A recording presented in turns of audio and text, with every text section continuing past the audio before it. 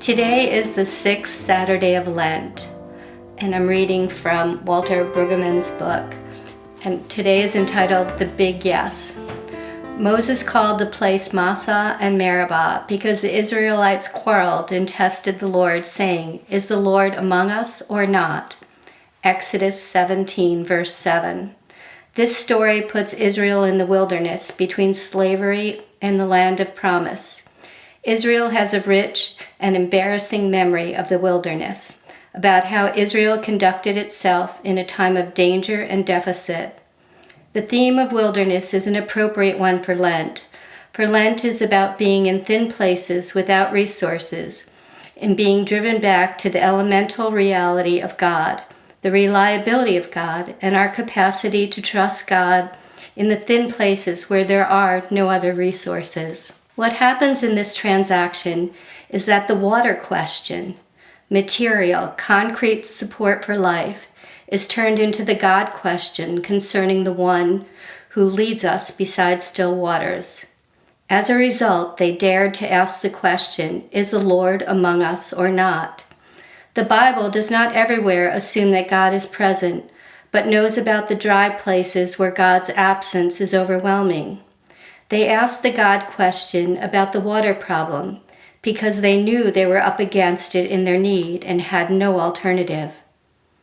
And then, quite tersely, God, with an assist from Moses, answers the anxiety of Israel. God hears the cries of Israel. God answers decisively. God gives water. God gives the water of life.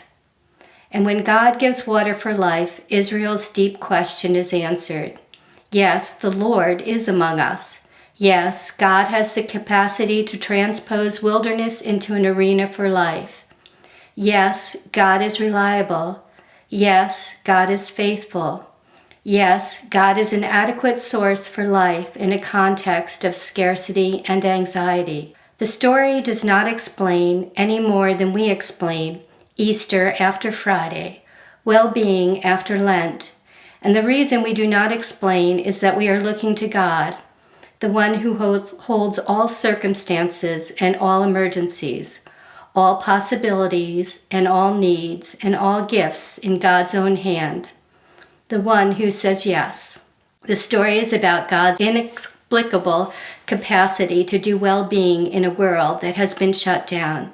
Yes, even in wilderness. Yes, in Lent. Yes, from rock. Yes, to thirst. Yes, to us. Yes, to the world. The story is about being dazzled beyond every explanation. Yes, yes, yes.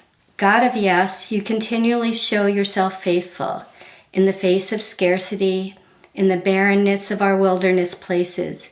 You know our needs and you meet them. All along our path, open our minds and our hearts to trust you fully. Amen.